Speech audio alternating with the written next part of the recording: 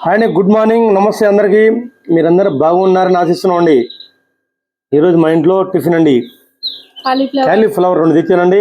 ఒకటి కర్రీకి, ఒకటి పకోడీ చేశారండి మా మిస్సెస్. శనగపిండిలోనండి కలిపారు ఇవన్నీ.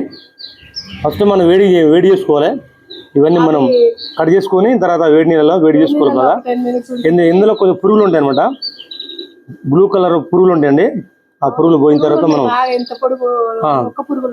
ఉంటాయి అనమాట.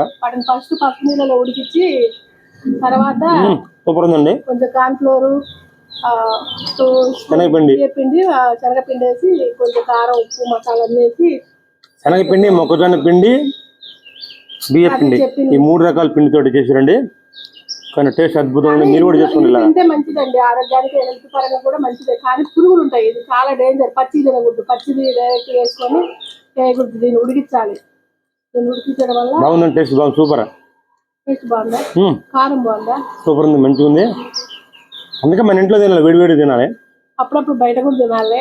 అంతేనా? బయట అసలు తినకుండా ఎప్పుడు ఇంట్లో ఎట కుదురుతుంది, బయట కూడా తినాలి. టైం కాదు. ఫ్రెండ్స్, మీరు కూడా మీ ఇంట్లో చేసుకోండి మంచిగా. కాలీఫ్లవర్ తెచ్చుకోండి మంచిగా. నాకు అక్కడ పెట్టు.